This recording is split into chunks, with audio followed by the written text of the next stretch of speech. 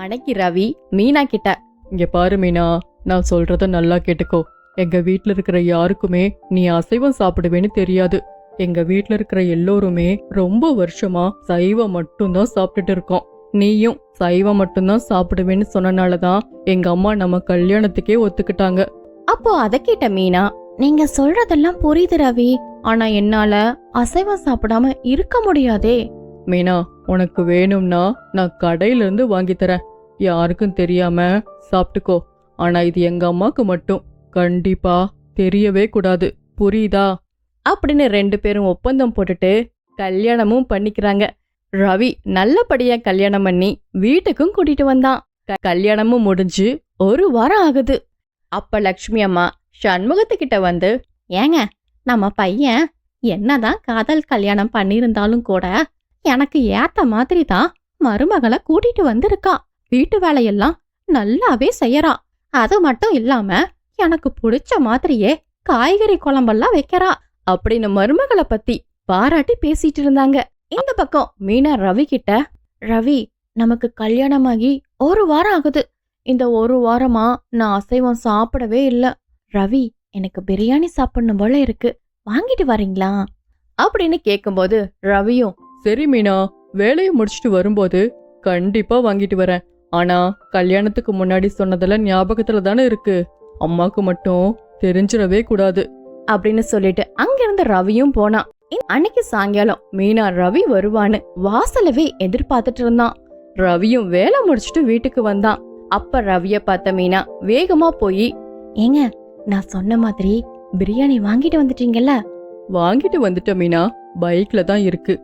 அம்மா தூங்குனதுக்கு அப்புறம் எடுத்துட்டு வரேன் அப்படின்னு ரவி சொன்னதோ மீனா மனசுக்குள்ள, ஆஹா, இன்னைக்கு எப்படியோ பிரியாணி சாப்பிட போறோம் அப்படின்னு மனசுக்குள்ள ரொம்ப சந்தோஷப்பட்டா. இந்த பக்கம் வெளியே வந்த லக்ஷ்மி அம்மா, யாப்பா ரவி, பூ வாங்கிட்டு வர சொன்னனே, வாங்கிட்டியாப்பா? வாங்கிட்டு வந்துட்டமா, வண்டியில தான் இருக்கு. சரி சரிடா, வண்டி சாவிய கூட நான் போய் எடுத்துக்கிறேன் அப்படின்னு சொல்லி வண்டி சாவியும் வாங்கிட்டு போனாங்க. ரவியும் பிரியாணி இருக்கிறத மறந்து சாவிய கொடுத்துட்டான். அதுக்கப்புறம், ஐயோ மீனா, வண்டியில தான் பூக்கவரோட பிரியாணியும் இருக்கு. அம்மா மட்டும் அத பார்த்தாங்கன்னா நம்ம 2 பேரும் முடிஞ்சோம். ஐயோ, இப்ப என்னங்க பண்றது அப்படின்னு 2 பேரும் பயத்தோட லக்ஷ்மியவே பார்த்துட்டு இருந்தாங்க. லக்ஷ்மி வண்டி கிட்ட போனதும் பக்கத்து வீட்டு கமலா அங்க வந்தாங்க. என்ன லக்ஷ்மி, உன்னை பார்க்கவே முடியறதில்லையே. புது மருமக வந்ததுக்கு அப்புறம் வெளியிலயே வரமாட்டேங்கிற. கொஞ்ச நேரமாகவே லக்ஷ்மியும் கமலாவும் ரொம்ப சீரியஸா பேசிக்கிட்டு இருக்காங்க. அப்ப ரவி மனசுக்குள்ள, இதுதான் சரியான நேரம் அப்படின்னு வேக வேகமா லக்ஷ்மி கிட்ட போய், அம்மா சாவிய கொடுங்கம்மா, பூ எடுத்து தரேன் அப்படின்னு சொல்லி லக்ஷ்மி அம்மா கிட்ட இருந்து சாவியும் வாங்கிட்டு பூவை எடுத்து லக்ஷ்மி அம்மா கையில கொடுத்தான். லக்ஷ்மி அம்மாவும் பூவை வாங்கிட்டு அங்க நின்னு பேசிக்கிட்டே இருந்தாங்க. அப்போ இந்த பக்கம் வீட்டுக்குள்ள வந்த ரவி, எப்படியோ மீனா, இந்த முறை தப்பிச்சிட்டோம். நீ கவனமா அம்மா தூங்குனதுக்கு அப்புறம் வண்டியில இருக்கிற பிரியாணியை எடுத்துட்டு போய் நம்மளோட ஸ்டோர் ரூம்ல வச்சு சாப்பிட்டுக்கோ அப்படின்னு சொல்லும்போது மீனாவும், சரிங்க, அத நான் பாத்துக்கிறேன் அப்படின்னு லக்ஷ்மி அம்மா தூங்குனதுக்கு அப்புறம் மீனா பிரியாணியை எடுத்துட்டு போய் ஸ்டோர் ரூம்ல உட்காந்து சாப்பிட ஆரம்பிக்கிறா. அப்போ, ஆஹா, இந்த பிரியாணிய பார்க்கும் போதே நாக்குல எச்சி ஊறுது. இந்த பிரியாணிய சாப்பிட்றதுக்கு 1 வாரம் ஆயிருச்சு. இனி 1 நிமிஷம் கூட வெயிட் பண்ணவே கூடாது அப்படின்னு பிரியாணி சாப்பிட ஆரம்பிக்கிறா. அப்போ இந்த பக்கம் தூக்கத்துல இருந்து எழுந்து வந்த லக்ஷ்மி அம்மா, என்னது, ஸ்டோர் ரூம்ல லைட் எரியுத, இந்த நேரத்துல யாரு இங்க இருக்கா அப்படின்னு சொல்லி ஸ்டோர் ரூம் கிட்ட போனாங்க லக்ஷ்மி அம்மா. யார் உள்ள இருக்கீங்க, வெளியே வாங்க அப்படின்னு கூப்பிடும்போது, அப்ப மீனா, என்ன இது, அத்தையோட குரல் மாதிரி கேக்குதே, ஐயோ வந்துட்டாங்க போல, இவங்க உள்ள வரதுக்குள்ள நான் வெளியே போகணும் அப்படின்னு கையில இருக்கிற பிரியாணிய ஜன்னல் வெளியே தூக்கி போட்டுட்டு வெளியவும் போனா. அப்ப லக்ஷ்மி அம்மா, நீயா மீனா? ஆமா, இந்த நேரத்துல இங்க என்ன பண்ற? அத்தை, அது வந்து நாளைக்கு சமைக்கிறதுக்கு பாத்திரம் எடுக்கிறதுக்காக வந்தேன் அத்தை அப்படின்னு சொல்லி சமாளிச்சா. அட, நல்ல பொண்ணுமா நீயே, நாளைக்கு சமைக்கிறதுக்கு பாத்திரம் எடுக்க இப்பவே வந்துட்டியா? அதையெல்லாம் காலையில பாத்துக்கலாம், இப்ப போய் நீ தூங்கு அப்படின்னு சொல்லிட்டு அங்கிருந்து கிளம்பவும் செய்தாங்க. அப்ப மீனா மனசுக்குள்ள, அப்பாடா, ஏதோ சொல்லி சமாளிச்சிட்டோம். ஆனா பிரியாணி சாப்பிட முடியாம போச்சே அப்படின்னு ரொம்ப வருத்தப்பட்டுட்டு இருந்தா. இப்படியே 2 மாசமும் போகுது. ஒரு நாள் மீனா, எனக்கு இப்போ மீன் குழம்பு சாப்பிடணும் போல இருக்கு. அசைவம் சாப்பிட்டு 2 மாசம் ஆகுது. இவரு வேற ஆபீஸ் போயிட்டாரு. என்ன பண்ணலாம் அப்படின்னு யோசிச்சுக்கிட்டு இருந்தா. அப்போ அத்தை வேற வெளிய போயிருக்காங்க. அவங்க வர்றதுக்குள்ள கவிதாவை கூட்டிட்டு போய் ஹோட்டல்ல சாப்பிட்டு வந்துடலாம் அப்படின்னு சொல்லி அவளுடைய ஃப்ரெண்டு கவிதாவை கூட்டிட்டு ஹோட்டலுக்கும் போனா. ஹோட்டலுக்கு முன்னாடி நின்ன கவிதா, மீனா, உனக்கு ஒன்று தெரியுமா? இந்த சுற்று வட்டாரத்திலேயே இங்க கிடைக்கிற மாதிரி மீன் குழம்பு எங்கேயுமே கிடைக்கிறதில்ல. சிக்கனு, மட்டனு, நண்டுன்னு இது எல்லாத்துலயுமே பிரியாணியும் செய்யறாங்க. அதுக்கு தொட்டுக்க சிக்கன் தொக்கு ஒன்று தருவாங்க பாரு, வேற லெவல்ல இருக்கும். அதுக்காகவே சிட்டில இருக்கிற ஆளுக கூட இங்க வந்து சாப்பிடுறாங்க அப்படின்னு சொல்லிக்கிட்டு இருந்தா. கவிதா, நீ சொல்லும் போதே நாக்குல எச்சி ஊறுது. இப்பவே போய் நான் எல்லாத்தையும் ஆர்டர் பண்ண போறேன் அப்படின்னு சொல்லி கடைக்காரரையும் கூப்பிட்டா. அண்ணா, பிரியாணி, சிக்கன் தொக்கு, அப்புறம் மீன் குழம்பு எல்லாத்துலயுமே 2 பிளேட்டை கொண்டு வாங்க அப்படின்னு ஆர்வமா ஆர்டர் பண்ணிட்டு வெயிட் பண்ணிக்கிட்டு இருந்தாங்க. அப்ப மீனா, கவிதா, நான் அசைவம் சாப்பிட்டே 2 மாசம் ஆகுது. இன்னைக்கு ஒரு பொடி பொடிச்சிட வேண்டிதான் அப்படின்னு பேசிக்கிட்டே திரும்பும்போது இந்த பக்கம் கோவிலுக்கு போன லக்ஷ்மி அம்மா அந்த வழியா வந்தாங்க. அப்போ அத பார்த்த மீனா, ஐயோ கவிதா, அங்க பாரு, எங்க மாமியார் வந்துகிட்டு இருக்காங்க. அவங்க மட்டும் பார்த்தா அவ்வளவுதான். என்ன மீனா பண்றது? ஆர்டர் வேற பண்ணிட்டோமே. ஆர்டராவது ஒண்ணாது, முதல்ல இங்கிருந்து தப்பிச்சா போதும். அண்ணா, எல்லா ஆர்டருமே கேன்சல் அப்படின்னு சொல்லிட்டு வேகமா கவிதாவை கூட்டிட்டு அங்கிருந்து கிளம்பியும் போனா. வீட்டுக்கு போன மீனா மனசுக்குள்ள, இன்னைக்காவது நல்லா சாப்பிடலாம்னு நினைச்சேன், அதுவும் முடியாம போச்சு அப்படின்னு புலம்பிக்கிட்டு இருந்தா. அப்போ உள்ள வந்த ரவி, என்னாச்சு மீனா, ஏன் தனியா புலம்பிக்கிட்டு இருக்க? அப்படின்னு கேக்கும்போது, எல்லாமே உங்களாலதான் ரவி. என்ன சொல்லி என்ன கல்யாணம் பண்ணீங்க? நான் கேட்கும் போதெல்லாம் அசைவம் வாங்கி தருவேன்னு சொல்லி தானே கல்யாணம் பண்ணீங்க. கல்யாணமாய் 2 மாசம் ஆகுது. இன்னும் நான் ஒரு தடவை கூட அசைவம் சாப்பிடவே இல்லை. உங்களை கல்யாணம் பண்ணதுக்கு பண்ணாமலே இருந்திருக்கலாம் அப்படின்னு புலம்ப ஆரம்பிச்சா. அப்ப ரவி, சரி மீனா, புலம்பாத. இப்ப நான் வெளியே தான் போறேன். வரும்போது கண்டிப்பா உனக்கு அசைவம் வாங்கிட்டு வரேன் அப்படின்னு சொல்லிட்டு ரவியும் கிளம்பி போனான். ஹோட்டலுக்கு போன ரவி என்ன ஆர்டர் பண்றதுன்னு தெரியாம யோசிச்சுக்கிட்டு நின்னுட்டு இருந்தான். அப்போ அந்த பக்கமா லக்ஷ்மி அம்மாவுடைய ஃப்ரெண்டு வந்தாங்க. ரவி, நீ என்னப்பா இந்த பக்கம்? இது அசைவ ஹோட்டலாச்சே, உனக்கு என்ன வேலை இங்க? அது ஒன்றும் இல்லைங்க, என் ஃப்ரெண்டு ஃபோன் பண்ணியிருந்தான், அதுதான் பேசிக்கிட்டே நின்னுட்டேன், வேற எதுவும் இல்லைங்க அப்படின்னு எதையோ சமாளிச்சுட்டு அங்கிருந்து கிளம்பியும் போனான். அன்னைக்கும் மீனாவால அசைவம் சாப்பிட முடியாமையே போச்சு. இப்படியே அசைவம் சாப்பிடாம இருக்கறனால மீனாவும் இழைச்சு போயிட்டா. இத கவனிச்ச லக்ஷ்மி அம்மா, அம்மாடி மீனா, என்னாச்சு உனக்கு? இப்பெல்லாம் நீ ரொம்ப இழைச்சு போயிட்டே இருக்கியே. கல்யாணம் போதெல்லாம் கொழுக்கு முழுக்குன்னு இருந்த, என்னாச்சு? சரியா சாப்பிடறதே இல்லையா? வயசு பொண்ணு இப்படி இருந்தா எப்படிமா? நல்லா சாப்பிடு அப்படின்னு சொல்றாங்க. அப்போ இத கவனிச்ச ரவி ரூம்குள்ள வந்து, இங்க பாரு மீனா, உனக்கு அசைவம் எவ்வளோ பிடிக்கும்னு எனக்கு தெரியும். அசைவம் சாப்பிடாதனால தான் இப்படி வீக் ஆயிட்டே போறேன்னு எனக்கு தெரியும். இந்த ஊர்ல எல்லோருமே நமக்கு தெரிஞ்சவங்களா இருக்காங்க. எந்த ஹோட்டலுக்கு போனாலும் நம்ம மாட்டிப்போம். அதனால நாளைக்கு நம்ம 2 பேரும் பக்கத்து ஊர்ல இருக்கிற ஹோட்டலுக்கு போலாமா அப்படின்னு சொல்லும்போது அத கேட்ட மீனா ரொம்ப குஷியாயி, என்னங்க சொல்றீங்க, நிஜமாவுமா? ஆமா மீனா, உன்னை பார்த்தாலும் எனக்கு ரொம்ப பாவமா இருக்கு. நாளைக்கு அம்மா கிட்ட ஏதாவது சொல்லி பக்கத்து ஊருக்கு போய் சாப்பிட்டுட்டு வருவோம் அப்படின்னு சொன்னா. அத கேட்ட மீனாவுக்கு ரொம்ப சந்தோஷமா போச்சு.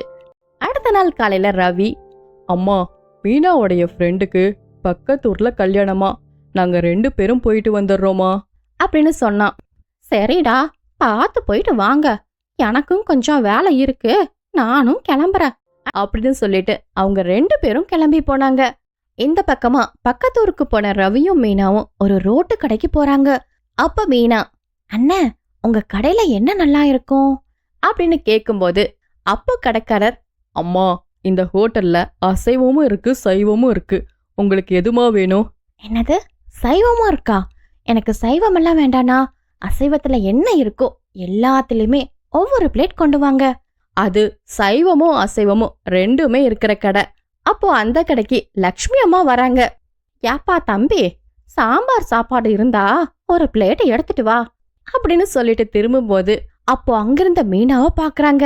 மீனா சிக்கன் லெக் பீஸ கையில வச்சுட்டு உட்கார்ந்துருந்தா.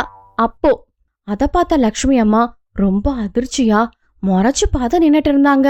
லக்ஷ்மி அம்மாவுக்கு கோவமும் வருது. ஆனா ஹோட்டலுங்கிறனால, ரவி, அவளை கூட்டிட்டு வீட்டுக்கு வாடா அப்படின்னு சொல்லிட்டு அங்கிருந்து போனாங்க. 2 பேரும் திருன்னு முழிச்சிட்டு நிக்கிறாங்க. ஐயோ மீனா, அம்மா பார்த்துட்டாங்க. என்ன ஆக போகுதுன்னே தெரியலையே. எனக்கும் ரொம்ப பயமா இருக்குங்க. முதல்ல வீட்டுக்கு போலாம் அப்படின்னு சொல்லிட்டு முழுசா சாப்பிடாம 2 பேரும் அங்கிருந்து கிளம்பியும் போயிட்டாங்க. வீட்டுக்கு வந்த 2 பேத்துக்கிட்டையும் லக்ஷ்மி அம்மா, ஏண்டா ரவி, அவ சைவம்னு தாண்டா சொன்ன, அங்க பார்த்தா அசைவத்துல இருக்கிற எல்லாத்தையும் தின்னுக்கிட்டு இருக்கா. எத்தனை நாளா 2 பேரும் என்னை ஏமாத்திட்டு இருக்கீங்க அப்படின்னு கோவமா கத்துனாங்க. அப்ப ரவி, அம்மா, நான் உங்களை ஏமாத்த நினைக்கலம்மா. மீனா சின்ன வயசுல இருந்தே நல்லா அசைவம் சாப்பிட்டு பழகின பொண்ணு. திடீர்னு சாப்பிட வேண்டான்னு சொன்னா அவனால சாப்பிடாம இருக்க முடியலம்மா. உண்மைய சொல்லியிருந்தனா எங்களுக்கு கல்யாணமே நடந்திருக்காது. அதுதாம்மா பொய் சொன்னேன். முதல்ல உன் பேச்ச நிறுத்து. எப்ப இருந்து பொய் சொல்ல ஆரம்பிச்ச? சின்ன வயசுல இருந்தே அசைவம் சாப்பிடக்கூடாதுன்னு சொல்லி தானே வளர்த்தேன். நீ என்னடான்னு பார்த்தா அசைவம் சாப்பிட்றவள வீட்டுக்கு கூட்டிட்டு வந்திருக்க. உனக்கு எவ்வளவு தைரியம் இருக்கும் அப்படின்னு கோவமா கத்திட்டு இருக்கும்போது அப்ப அங்க வந்த சண்முகம், லக்ஷ்மி, நம்ம ஒரு தடவை அசைவம் அதிகமா சாப்பிட்டனாலதான் நம்ம எல்லாத்துக்கும் உடம்பு சரியில்லாம போச்சு. அதுக்கப்புறம் நம்ம வீட்ல யாருமே அசைவம் சாப்பிட்றதில்ல. உனக்கு அசைவம் பிடிக்காதுதான், அதுக்காக மீனாவையும் அசைவம் சாப்பிடக்கூடாதுன்னு சொல்றியே அப்படின்னு சொன்னாரு. அப்ப மீனாவும், அத்தை, அசைவம் சாப்பிட்றதுனால உடம்பு சரியில்லாம போயிடாது. இத்தனை வருஷமா நான் சாப்பிட்டு தானே இருக்கேன், நான் நல்லா தானே இருக்கேன். ஆனா 2 மாசமா அசைவம் சாப்பிடாதனாலதான் நான் ரொம்ப வீக் ஆயிட்டேன். நீங்க கூட கவனிச்சு சொன்னீங்களே அத்தை, அசைவம் சாப்பிட்றதுல தப்பில்லத்த அப்படின்னு மாத்தி மாத்தி பேசி லக்ஷ்மி அம்மாவுக்கு புரியவும் வச்சாங்க. அப்ப லக்ஷ்மி அம்மா, சரி சரி, அசைவம் சாப்பிட்றதும் சாப்பிடாம போறதும் உன் விருப்பம், நான் அதுல தலையிட மாட்டேன். ஆனா அசைவம் சாப்பிட்டதுக்கு அப்புறம் நீ வீட்டுக்குள்ள வரக்கூடாது. ஒன்னு வெளிய போய் ஹோட்டல்ல சாப்பிடு, அப்படி இல்லைனா வீட்டுக்கு வெளியில இருக்கிற ஸ்டோர் ரூம்ல உட்காந்து சாப்பிடு. வீட்டுக்குள்ள வரக்கூடாது, புரியுதா? அப்போ அதை கேட்ட மீனாவுக்கு ரொம்ப சந்தோஷமாவும் போச்சு. அதுக்கப்புறம் அவ நினைக்கும் போதெல்லாம் பிரியாணிய வாங்கி சந்தோஷமாகவும் பயம் இல்லாம நிம்மதியா சாப்பிட்டா. மருமகளுடைய மதிப்பு அவ சாப்பிட்ற உணவுல இல்ல, அவ காட்டும் அன்புல தான் இருக்கு. அன்னைக்கு சாயந்தரம் ஆபீஸ் முடிச்சிட்டு அந்த மாசம் சம்பள பணத்தை கையில வச்சுட்டு நின்னுட்டு இருந்த மீனா அப்ப அவளுடைய தோழி சீதாட்ட, போன மாசம் நிறைய லீவு போட்டுட்டேன், அதனால தான் சம்பளமும் கம்மியா வந்திருக்கு. இந்த 15,000 ரூபா மட்டும் வச்சு எப்படித்தான் இந்த மாசம் முழுக்கும் குடும்பத்தை நடத்த போறேனே தெரியல. அப்ப தோழி சீதா, ஆமா ஆமா, உன்னோடது குடும்பமே இல்லடி, அது ஒரு சின்ன பள்ளிக்கூடம். எத்தனை பேர் இருக்காங்க, ஆனா கண்டிப்பா உன் ஒருத்தி சம்பளம் மட்டும் பத்தாதுடி அப்படின்னு சொல்லும்போது மீனா மனசுக்குள்ளேயும் ஒரு பயம் வந்துச்சு. என்னடி பண்றது, சமாளிச்சுதான் ஆகணும் அப்படின்னு சொல்லிட்டு 2 பேரும் வீட்டுக்கு கிளம்பினாங்க. இந்த பக்கம் வீட்டுல லக்ஷ்மி அம்மா, ஏங்க இந்த புடிங்க, இந்த மாசத்தோட மளிகை சாமான லிஸ்ட் போய் வாங்கிட்டு வாங்க. அப்ப சண்முகம், என்னது, நான் போய் வாங்கிட்டு வரதா? லக்ஷ்மி, எங்கிட்ட ஏது காசு அப்படின்னு சொல்லும்போது, உங்ககிட்ட காசு இல்லைன்னு தெரியும். இன்னைக்கு தேதி 1, மருமக எப்படியும் சம்பளத்தோட தான் வருவா. அவ வந்த உடனேங்க முதல் வேலையா காசை வாங்கிட்டு போய் இந்த லிஸ்ட்ல இருக்கிறதெல்லாம் வாங்கிட்டு வாங்க அப்படின்னு பேசிக்கிட்டு இருக்கும்போதே மருமக மீனா வீட்டுக்குள்ள வந்தா. மீனாவை பார்த்த லக்ஷ்மி அம்மா, அம்மாடி மீனா, வந்துட்டியா? சரி சரி, இந்த மாசத்தோட மளிகை சாமான லிஸ்ட மாமா கிட்ட கொடுத்துருக்கிறமா, காசு கொடுத்துருமா அப்படின்னு சொல்லி லிஸ்ட வாங்கி பார்த்தா மீனா. லிஸ்ட பார்த்த மீனாவுக்கு ஒரே அதிர்ச்சி. என்னது, மளிகை சாமானமே 4,000 ரூபாய் வந்துருச்சா அப்படின்னு மனசுக்குள்ள நினைச்சிட்டு வேற வழி இல்லாம 4,000 ரூபாவையும் எடுத்து கொடுத்தா. சண்முகமும் அதை வாங்கிட்டு போனாரு. இந்த பக்கம் லக்ஷ்மி அம்மா, அம்மாடி மீனா, எனக்கு ரொம்ப டயர்டா இருக்கு. அப்படியே போய் ஒரு காஃபி போட்டு எடுத்துட்டு வாமா. உன் கையால காஃபி குடிச்சாதான் குடிச்ச மாதிரி இருக்கு. மீனாவும் ரொம்ப டயர்டா தான் ஆபீஸ்ல இருந்து வந்தா. இருந்தாலும் சரிங்க அத்தை, நீங்க ரெஸ்ட் எடுங்க, நான் போட்டு எடுத்துட்டு வரேன் அப்படின்னு சொல்லி கிச்சனுக்கு போய் கொஞ்ச நேரத்திலேயே காஃபி போட்டு எடுத்துட்டு வந்தா. அப்போ உள்ள வந்த ரவிய பார்த்த லக்ஷ்மி அம்மா, என்னடா ஆச்சு, அவன் மகன் வாடி போய் இருக்கு. அம்மா, இன்னைக்கு இன்டர்வியூக்கு போன கம்பெனிலையும் எனக்கு பிடிச்ச மாதிரி வேலை இல்லம்மா. ஏற்கனவே வேலை பார்த்த கம்பெனி தான் 2 மாசத்துக்கு முன்னாடியே இழுத்து மூடிட்டாங்க. இனிமேலாவது படிச்ச படிப்புக்கு வேலை கிடைக்கும்னு போனா அதுவும் எனக்கு ஏத்த மாதிரி வேலை கிடைக்கலமா அப்படின்னு வருத்தப்பட்டு சொல்லிட்டு இருந்தான். அப்ப மீனா, உங்களுக்கு பிடிச்ச மாதிரி ஒரு வேலை கண்டிப்பா கிடைக்குங்க அப்படின்னு ஆறுதலும் சொல்லிட்டு மனசுக்குள்ள, அவருக்கு பிடிச்ச மாதிரி வேலை சீக்கிரமா கிடைச்சா நல்லாதான் இருக்கும், தனியா சமாளிக்கவே முடியல. இந்த பக்கம் ரவியோட தங்கச்சி, வந்துட்டீங்களா அண்ணி? உங்களை பார்க்கத்தா வேக வேகமா ஓடி வந்தேன். என்னாச்சு பவி? அண்ணி, எங்க காலேஜ்ல இருந்து டூர் கூட்டிட்டு போறாங்க அண்ணி. எல்லோரும் போறாங்க, எனக்கும் போகணும்னு ஆசையா இருக்கு அண்ணி. நாளைக்கு தான் பணம் கட்டுறதுக்கும் கடைசி நாள். உங்களுக்கு தான் இன்னைக்கு சம்பளம் வந்திருக்கும்ல, எனக்கு ஒரு 3000 ரூபாய் மட்டும் கொடுங்க அண்ணி அப்படின்னு சொல்லும்போது மீனா மனசுக்குள்ள, என்னது 3000 ரூபாவா?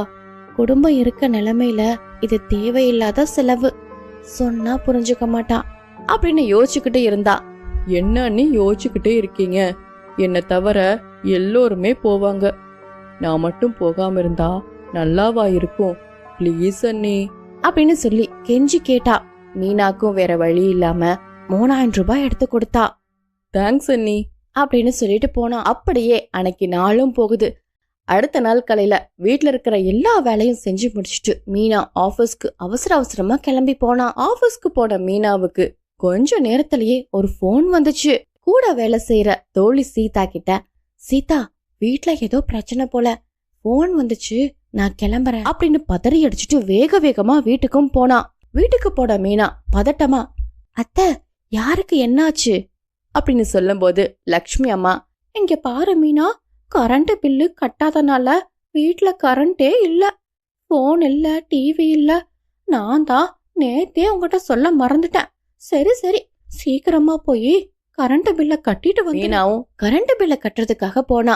அப்ப மனசுக்குள்ள, இதுக்காகத்தான் என்ன அவசர அவசரமா வர சொன்னீங்களா? இத நான் ஆபீஸ் முடிஞ்சிட்டு வரும்போதே கட்டியிருக்கலாமே, இப்போ என்னோட அரை நாள் லீவும் போச்சு அப்படின்னு மனசுக்குள்ள நினைச்சிட்டு கரண்ட் பில்ல கட்டிட்டு வீட்டுக்கும் வந்தா. அப்ப பவித்ரா வீட்டு வாசல்ல சோகமா நின்னுட்டு இருந்தா. அத பார்த்த மீனா, என்னாச்சு பவி, ஏன் சோகமா இருக்க? அண்ணி, உங்களுக்கே தெரியும்ல, எங்க காலேஜ்ல இருந்து டூர் கூட்டிட்டு போறாங்க. அங்க வரவங்க எல்லோரும் நல்லா ட்ரெஸ் பண்ணிட்டு வருவாங்க அண்ணி, நல்லா மேக்கப்பும் போட்டு வருவாங்க. ஆனா என்கிட்ட தான் நல்ல ட்ரெஸ் எதுவுமே இல்ல. அம்மா கிட்ட போய் காசு கேட்ட அண்ணி, அம்மா தான் உங்ககிட்ட வாங்கிக்க சொன்னாங்க அப்படின்னு கேக்கும்போது மீனா, பவி, உங்ககிட்ட தான் ஏற்கனவே நிறைய புது ட்ரெஸ் எல்லாம் வச்சிருந்தியே, அத போட்டுட்டு போலாம்ல. அண்ணி, அதெல்லாம் காலேஜுக்கு போட்டுட்டு போற மாதிரி இருக்கு, டூருக்கு போகும்போது கொஞ்சம் ட்ரெண்டிங்கா போட்டா தானே நல்லா இருக்கும். எனக்கு ஒரு 2000 ரூபாய் மட்டும் கொடுங்க அண்ணி. இப்படியே ரொம்ப அடம்பிடிச்சு மீனா கிட்ட இருந்து 2000 ரூபாவையும் வாங்கிட்டா. அப்ப மீனா, இன்னும் கையில 6000 ரூபாய் தான் இருக்கு, இத வச்சு இந்த மாசம் எப்படித்தான் சமாளிக்க போறேன்னு தெரியல அப்படின்னு நினைச்சுக்கிட்டு இருந்தா. அடுத்த நாள் காலையில மீனா வழக்கம் போல வீட்டுல இருக்கிற எல்லா வேலையும் செஞ்சுட்டு ஆபீஸ் போறதுக்காக வேக வேகமா கிளம்பி ரூம்ல இருந்து வந்தா. ஹாலுக்கு வந்த மீனாவுக்கு ஒரே அதிர்ச்சி. அங்க ஏசிய ஃபிட் பண்ணிட்டு இருந்தாங்க. அப்போ அத பார்த்த மீனா, என்ன மாமா இது? அம்மாடி மீனா, வெயில் காலம் வேற வந்துருச்சு, வீட்ல சுத்தமா இருக்க முடியலமா. அதுதான் கோடை ஆஃபர்னு போட்டிருந்தாங்க. முன்பணமா 2500 ரூபாய் கட்டினா மட்டும் போதும், எடுத்துட்டு போங்கன்னு சொல்லி இந்த ஏசிய கொடுத்தாங்க. நான் விடுவனா? அவங்கிட்ட அடிச்சு பேசி 2000 ரூபாய் தான் முன்பணம் கொடுப்பேன்னுட்டு சொல்லி வாங்கிட்டும் வந்துட்டேன். மீதி பணத்தை எல்லாம் மாசம் மாசம் இன்ஸ்டால்மெண்ட்ல கட்டிடலாம் மீனா. அத கேட்ட மீனாவுக்கு தலையே சுத்துற மாதிரி இருந்துச்சு. என்ன சொல்றீங்க மாமா, 2000 ரூபாவா? இப்பவே கொடுக்கணுமா? அட ஆமா மீனா, இப்பவே கொடுக்கணும். அது மட்டும் இல்ல மீனா, ஃபிட்டிங் பண்ற சார்ஜை கூட பேரம் பேசி குறைச்சிட்டேன். நீ 2000 ரூபாய் மட்டும் கொடுத்தா போதும். அத பார்த்த மீனாவுக்கு வேற வழி இல்லாதனால 2000 ரூபாயும் எடுத்து கொடுத்துட்டு அவசர அவசரமா ஆபீஸ்க்கும் கிளம்பி போனா. அங்க பாஸ் முன்னாடியே நின்னுட்டு இருந்தாரு. என்ன மீனா நினைச்சிட்டு இருக்கீங்க? வர வர உங்க பெர்ஃபார்மன்ஸும் சரியில்லை. நேத்து பார்த்தா ஆஃப் டே லீவ் எடுத்துட்டு போயிருக்கீங்க. இப்போ 9 மணிக்கு வர வேண்டிய ஆபீஸ்க்கு 10 மணிக்கு வரீங்க. என்ன ஐடியால தான் இருக்கீங்க? அப்படின்னு சொல்லும்போது மீனா தயக்கத்தோட, சாரி சார், வீட்ல கொஞ்சம் வேலை இருந்துச்சு, அதுதான் லேட்டு. வீட்டு வேலையெல்லாம் வீட்லயே வச்சுக்கோங்கம்மா. அது ஆபீஸ் வேலையில பாதிக்க கூடாது. இதுதான் உங்களுக்கு கடைசி வார்னிங். ஏதோ கடைசி 1 வருஷமா நல்லா வேலை பார்த்துட்டு இருந்தீங்கன்னு சொல்லி நானும் விட்டுட்டேன். இனிமேல் உங்க மேல ஏதாவது கம்ப்ளைண்ட் வந்துச்சுன்னா உங்க வேலை இருக்காது பாத்துக்கோங்க அப்படின்னு கண்ணா பின்னான்னு திட்டிட்டு அவங்க எம்டியும் அங்கிருந்து போனாரு. அதுக்கப்புறம் மீனா அழுதுகிட்ட நின்னுட்டு இருந்தா. அப்போ அங்க வந்த சீதா, விடு மீனா, உன் வீட்டு பிரச்சனையெல்லாம் நீ மனசுல போட்டுட்டு இருக்கிறனாலதான் உன்னால வேலையிலயும் கவனம் செலுத்த முடியல. சரி வா மீனா, வெளியில போய் ஏதாவது ஜூஸ் குடிக்கலாம். உனக்கும் கொஞ்சம் ரிலாக்ஸாகவும் இருக்கும் அப்படின்னு சொல்லும்போது மீனா மனசுக்குள்ள, என்னது ஜூஸா? அதுவே 30 ரூபாய் வரும். இப்ப இருக்கிற நிலைமையில அது கூட செலவு பண்ண முடியாது அப்படின்னு மனசுக்குள்ள நினைச்சிட்டு, இல்லடி எனக்கு எதுவும் வேண்டாம், நீ போய் சாப்பிட்டுட்டு வா அப்படின்னு சொல்லிட்டு மீனாவும் அங்கிருந்து போனா. எனக்கு பிடிச்சது கூட என்னால வாங்க முடியல அப்படின்னு மனசுக்குள்ளேயே கவலைப்பட்டுட்டு அன்னைக்கு வேலையும் முடிச்சிட்டு வீட்டுக்கும் போனா. அன்னைக்கு சாயந்தரம் வீட்டுல சமைச்சுக்கிட்டும் இருந்தா. அப்போ அங்க வந்த லக்ஷ்மி அம்மா, அம்மாடி மீனா, சமைச்சிட்டா இருக்க? சரி சரி, உனக்கு ஏதாவது உதவி வேணுமா? இல்லத்த, அதெல்லாம் எதுவும் வேண்டாம், நான் முடிச்சிட்டேன், நீங்க போய் ரெஸ்ட் எடுங்க அப்படின்னு சொல்லும்போது லக்ஷ்மி அம்மா போகாம அங்கேயே நின்னுட்டு இருந்தாங்க. அப்போ மீனா கிட்ட, அம்மாடி மீனா, இன்னைக்கு சொந்தக்காரங்கெல்லாம் ஊர்ல இருந்து வந்திருந்தாங்கம்மா பத்திரிக்கை வைக்கிறதுக்காக. 2 நாளைக்கு அப்புறம் கல்யாணத்தை வச்சிருக்காங்கம்மா. கல்யாணத்துக்கு வேற போகணும். என்கிட்ட நல்ல புடவையே இல்ல மீனா. வரவங்கெல்லாம் நல்ல புடவை கட்டிட்டு வருவாங்க. நம்மளும் நல்ல புடவைய கட்டிட்டு போனாதானே மரியாதையா இருக்கும். எனக்கு புடவை வாங்கறதுக்கு ஒரு 2000 ரூபாய் இருந்தா கொடு மீனா அப்படின்னு சொல்லும்போது மீனா, நானும் பத்திரிக்கைய பார்த்தேன் அத்தை, இந்தாங்க 2000 ரூபாய் அப்படின்னு சொல்லி பணத்தை எடுத்து கொடுத்தா. அப்போ மீனா மனசுக்குள்ள, குடும்ப சூழ்நிலைய யாருமே புரிஞ்சுக்க மாட்டேறாங்க. காலையில தான் இவங்களுக்கு மருந்து மாத்திரைன்னு 1000 ரூபாய்க்கு வாங்கிட்டு வந்து கொடுத்தேன் அப்படின்னு கவலைப்பட்டுட்டு இருந்தா. இப்படியே ஒரு வாரமும் போகுது. ஒரு நாள் மீனா ஆபீஸ் போறதுக்கு முன்னாடி பேக் செக் பண்ணி பார்த்தா. மாசம் முடிய இன்னும் 10 நாள் இருக்கு. கையில இந்த 1000 ரூபாய் தான் இருக்கு. புதுசா எந்த செலவும் வராம இருக்கணும் அப்படின்னு மனசுக்குள்ள நினைச்சிட்டு இருந்தா. அப்போ உள்ள வந்த ரவி, மீனா, எனக்கு ஒரு 1000 ரூபாய் இருந்தா சீக்கிரம் கொடு மீனா அப்படின்னு கேட்கும்போது மீனா கிட்ட இருந்ததே அந்த 1000 ரூபாய் தான். மீனா கோபத்துல, என்ன பார்த்தா உங்களுக்கு எப்படிதான் தெரியுது? பணம் காய்க்கிற மரம் மாதிரி தெரியுதா? ஆளாளுக்கு வந்து 1000 ரூபாய் கூட 2000 ரூபாய் கூடன்னு கேட்டுக்கிட்டு இருக்கீங்க. என்கிட்ட எந்த காசும் இல்ல அப்படின்னு ரொம்ப கோவமா பேசினா. அப்போ அத கேட்ட ரவி, உங்ககிட்ட 2 மாசமா காசு வாங்கிட்டு இருக்கறனாலதான் இப்படி பேசுற. நீ ஒருத்தி தான் சம்பாதிக்கிறங்கிற தலகணத்துல இருக்க. ஒரு முக்கியமான வேலைக்கு அப்ளை பண்ணணும் தான் உங்ககிட்ட காசு கேட்டேன். இனிமேல் உன் காசு எனக்கு தேவையே இல்ல அப்படின்னு சொல்லிட்டு ரொம்ப கோவமா போனா. அப்ப மீனா, ஐயோ ஏதோ ஒரு டென்ஷன்ல அவர்கிட்ட கத்திட்டனே. அப்போ ஆபீஸ்க்கும் டைம் ஆயிருச்சு. சரி, எதுவா இருந்தாலும் சாயங்காலமா வந்து பேசிக்கலாம் அப்படின்னு சொல்லி ஆபீஸ்க்கும் கிளம்பி போனா. மீனா வேலைக்கு போன கொஞ்ச நேரத்திலேயே மீனா ஆபீஸ்ல இருந்து ஒரு போனும் வந்துச்சு. அத கேட்ட அதிர்ச்சியான குடும்பம் பதறி அடிச்சுட்டு ஹாஸ்பிட்டலுக்கும் போனாங்க. அப்போ மீனாவுடைய ஃப்ரெண்டு சீதா நின்னுட்டு இருந்தாங்க. அப்ப ரவி, மீனாக்கு என்னங்க ஆச்சு? மீனாக்கு கொஞ்ச நாளாவே உடம்பு சரியில்லை. உங்க யாராவதுக்கு தெரியுமா? நீங்க எல்லோருமே அவளை பணம் காய்க்கிற மரம் மாதிரி தான் பாத்துட்டு இருக்கீங்க. வீட்டுல இருக்கிற எல்லா வேலையும் இழுத்து போட செஞ்சுட்டு, அது மட்டும் இல்லாம ஆபீஸ்க்கு வந்து வேலை பார்த்துக்கிட்டு நீங்க கேட்கும் போதெல்லாம் காசையும் எடுத்து கொடுத்துட்டு, இப்படி இவ்வளவு பிரஷரை தாங்கிட்டு இருந்தனாலதான் அவளுக்கு இந்த மாதிரி ஒரு நிலைமை. ஆபீஸ்ல மயக்கம் போட்டு கீழே விழுந்துட்டா அப்படின்னு கோவமா பேசிக்கிட்டு இருந்தா. இப்போ கொஞ்ச நேரத்திலேயே உள்ள அந்த டாக்டரும் வந்தாங்க. இங்க பாருங்க, அவங்க ரொம்ப வீக்கா இருக்காங்க. இப்படியே போச்சுன்னா இது அவங்களுக்கு தான் பிரச்சனை. இனிமேல் அது அவங்கள கவனமா பாத்துக்கோங்க. அவங்க கண் முழிச்சிட்டாங்க அப்படின்னு சொல்லிட்டு டாக்டரும் போனாங்க. எல்லாம் பதறி அடிச்சிட்டு மீனாவை பாக்குறதுக்காக வந்தாங்க. அப்போ ரவிய பார்த்த மீனா, என்னையும் மன்னிச்சிடுங்க ரவி, நான் உங்ககிட்ட அப்படி பேசியிருக்க கூடாதுதான். என்கிட்ட இருந்ததே அந்த 1000 ரூபாய் மட்டும்தான். நீங்க ரொம்ப நாளா ஒரு கெடிகாரம் வாங்கணும்னு ஆசைப்பட்டுட்டு இருந்தீங்க. அதை வாங்குறதுக்கு தான் அந்த பணத்தையும் வச்சிருந்தேன். இந்தாங்க ரவி அப்படின்னு அந்த பிறந்தநாள் பரிசையும் எடுத்து கொடுத்தா. ரவி, எல்லாத்துக்கும் ஒரே மாதிரியே நேரம் இருக்காது. உங்களுக்கும் கண்டிப்பா நீங்க ஆசைப்படுற மாதிரி வேலை கிடைக்கும். அப்போ அதை கேட்ட ரவி, என்ன மன்னிச்சிடு மீனா. நான் கொஞ்சம் கூட புரிஞ்சுக்காம பொறுப்பு இல்லாம நடந்துட்டேன். நம்ம குடும்பம் இருக்கிற சூழ்நிலைய தெரிஞ்சு நான் ஏதாவது ஒரு சின்ன வேலைக்காவது போயிருக்கணும். நான் தப்பு பண்ணிட்டேன் மீனா, என்ன மன்னிச்சிடு அப்படின்னு சொல்லி மன்னிப்பையும் கேட்டான்.